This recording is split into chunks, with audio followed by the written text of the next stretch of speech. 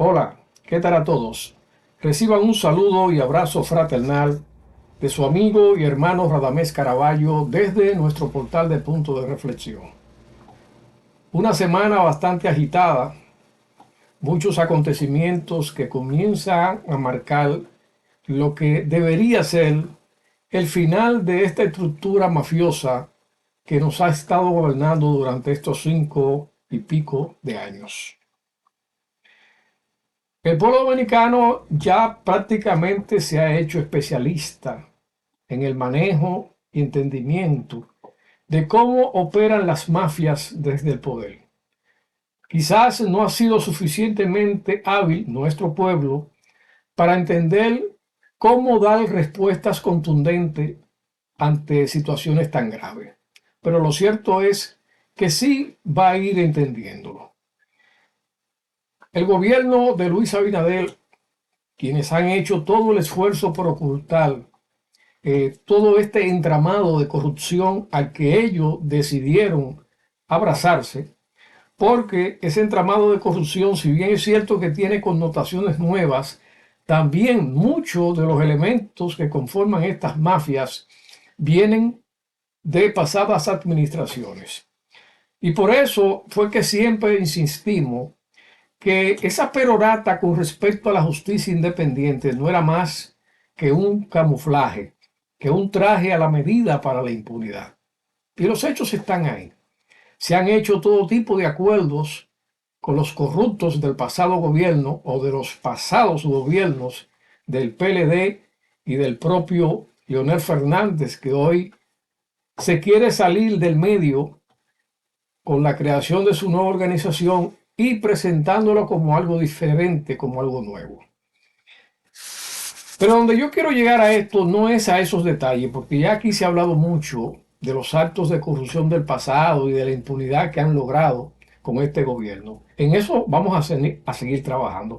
Yo lo que quiero destacar un aspecto aquí clave, porque este es un país que vive de las narrativas.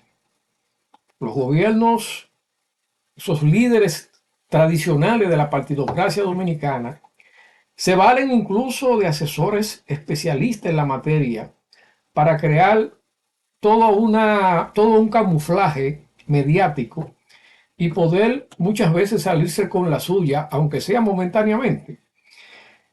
Y por eso insistíamos que cuando Luis Abinader salía con sus discursitos solidarizándose con la política regional de los Estados Unidos, para poner un caso en contexto, ¿verdad? Como ejemplo, no era más que buscándole un bajadero a su propia desgracia, a su propia situación.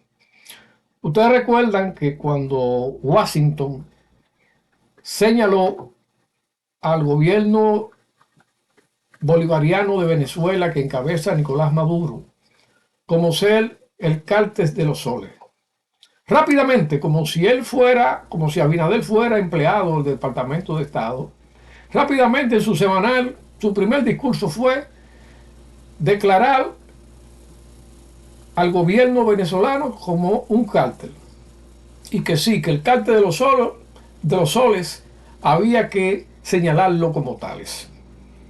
Sin embargo, ¿qué buscaba Abinader al adherirse a esa política regional eh, invasiva de los Estados Unidos, violadora de los derechos fundamentales de autonomía de los pueblos?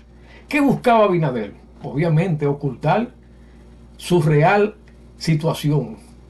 Ese cartel que se anida alrededor de él, el cartel de los libaneses. Sí, el cartel de los libaneses. Yo había escuchado varios programas tratar aspectos aislados, unos diferentes al otro, pero que iban todos como a la misma dirección. Y era en torno a ese entramado de árabes y libaneses, la mayoría, que rodeaba todo el entorno del gobierno y que cuando se hacía algún tipo de averiguación sobre actos lesivos a los intereses nacionales, siempre aparecía algún elemento de ese litoral étnico libanés. El caso del SENASA y de Santiago Jacín, en cierto modo le da una connotación fuerte a ese entramado, porque desde ahí ya comienzan a surgir los personajes que han estado y están envueltos en todos estos negocios ilícitos en contra del erario público, pero de una manera espeluznante. Y fíjense que normalmente el término cártel se le asigna a los grupos mafiosos que tienen que ver con el negocio de las sustancias prohibidas. Pero fíjense la característica de estos negocios. El crimen organizado, los que manejan las sustancias prohibidas, venden una mercancía, producen una mercancía y con eso hacen sus riquezas. Siembran, procesan, transportan y distribuyen sustancias alucinógenas y aparece quien las compra. Y de ahí hacen sus riquezas. Y de ahí financian sus crímenes. Sin embargo, la labor de los cárteles de la corrupción son despiadados, porque estos no producen nada.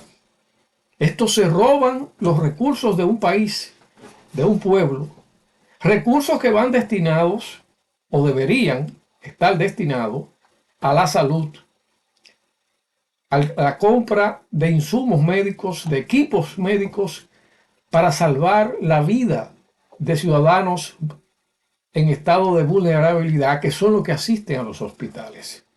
Estos cárteles de la corrupción se roban el dinero que debería ser destinado a la educación, pero también estos cárteles se roban el dinero que previamente es acordado, va a ir destinado a fortalecer o por lo menos a crear nuevas estructuras en el marco estratégico como el sector eléctrico, como es el sector de la conservación ecológica. De manera que nosotros estamos frente a cárteles inhumanos, genocidas, porque se roban la vida de la gente, se roban las bases que deberían permitir el desarrollo de un país. Pero también hacen uso de recursos del Estado para afectar la propia soberanía del pueblo y nación dominicana. Estamos hablando de cárteles criminales. Y ese es el cártel, o los cárteles que operan desde el Estado. El cártel de los árabes, libaneses, gitanos, que obviamente están amparados y respaldados por Luis Abinader. Pero fíjense una cosa, ¿cuál es la característica de los cárteles? Otra característica que quiero mencionar, que toda la acumulación de dinero que ellos hacen, lo tienen en lo que se le denomina popularmente como caletas, búnkers especiales, donde ellos acumulan gran efectivo porque no pueden hacer uso inmediato de los medios financieros regulares, porque obviamente alertarían de forma muy alarmante a la opinión pública. Esa es la forma en cómo operan los carteles tradicionales del crimen organizado. Pero los carteles de la corrupción hacen lo mismo.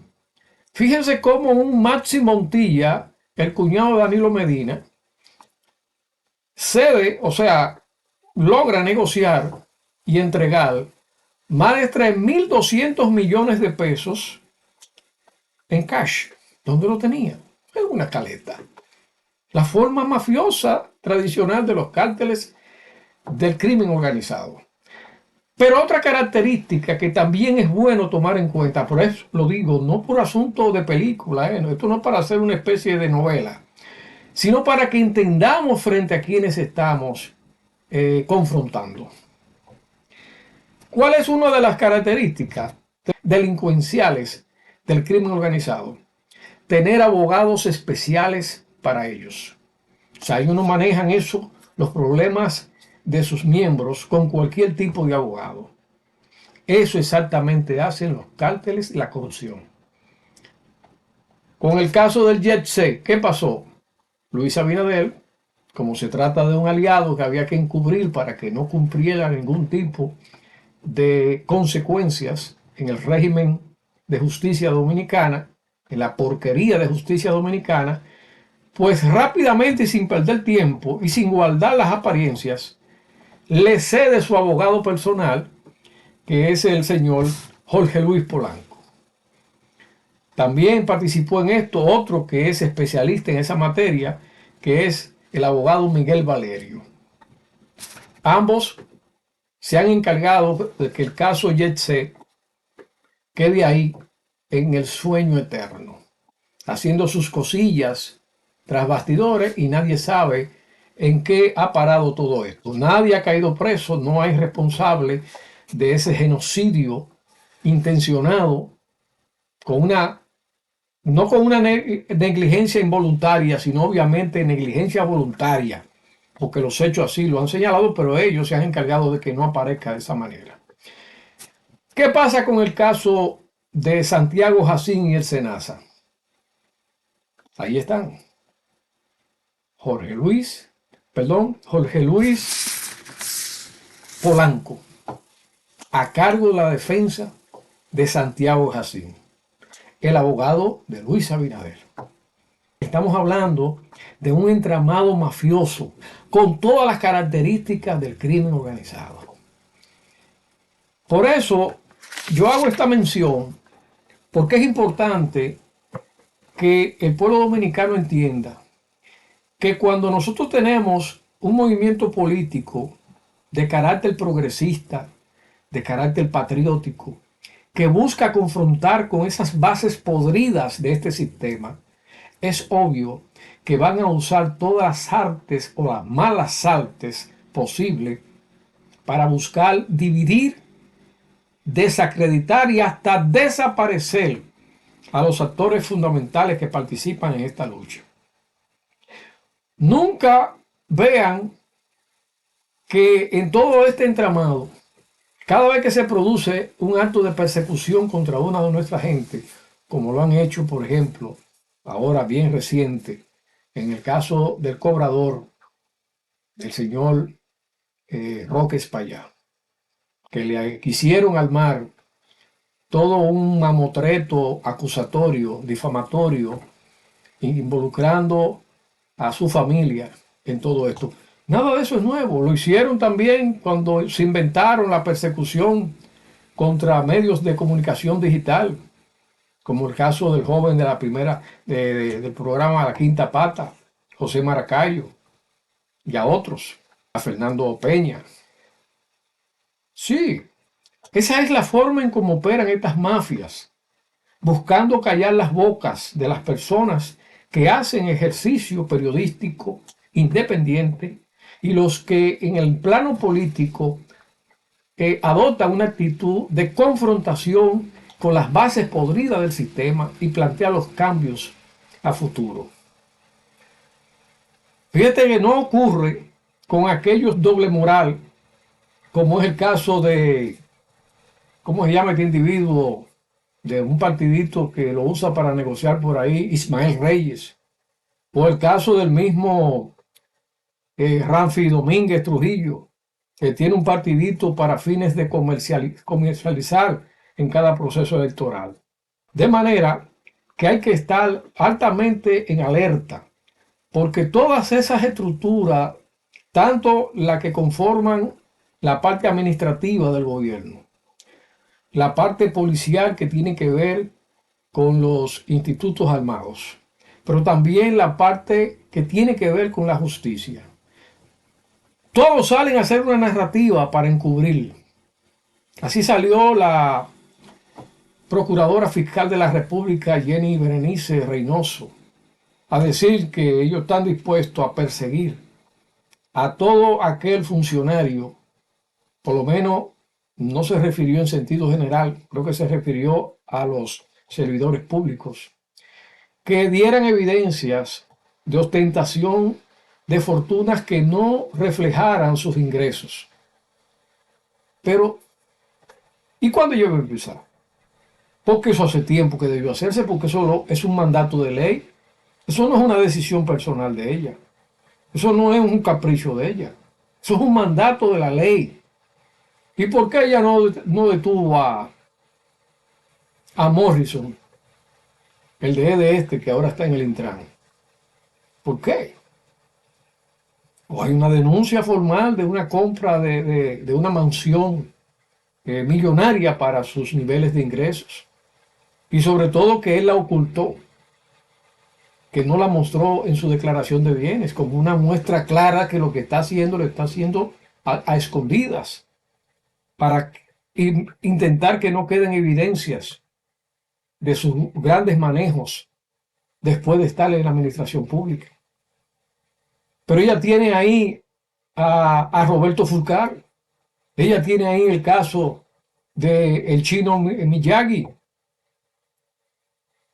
Ángel Hernández. ¿Cuántos casos ella tiene? Ella tiene, según cuenta la misma Milagros Ortiz Bosch, cerca de 500 casos de corrupción del gobierno de Luis Abinader, que no ha actuado. ¿Por qué no se ve ningún movimiento en este sentido? O sea que todos crean una narrativa para encubrir, una narrativa para confundir, para hacerle creer a la gente. La gente cuando ve esos mensajes, de una vez dice, oh, gracias a Dios, por lo menos ella va a haber justicia, señores. Todo eso se hace para hacer todo lo contrario. Es como un entretenimiento, es como si fuera un reality show. Sí, una casa de esas como la que tiene a los Foques, para entretener. Allí se produce, en esos escenarios, ¿verdad? En los reality shows, una simulación de conflicto, una simulación de ansiedad, una simulación de todo, porque eso es lo que es. Un show. Y esa es la manera técnica con que los gobiernos manejan la situación. Crearle todo un ambiente de novela a la gente, pero con la idea de que usted lo vea como una verdad. Y se entretenga en eso y no cumplen con nada. Definitivamente hemos logrado poner entre la espada y la pared a este gobierno corrupto, oportunista, mentiroso, antinacional de Luis Abinader y el cártel de los libaneses. Tenemos la oportunidad de desenmascararlo, tenemos la oportunidad de darle en la madre como se merecen todos y cada uno de ellos, para que no puedan repetir lo que están, pero para que tampoco puedan regresar lo que estuvieron en el pasado. Gracias mil por su atención.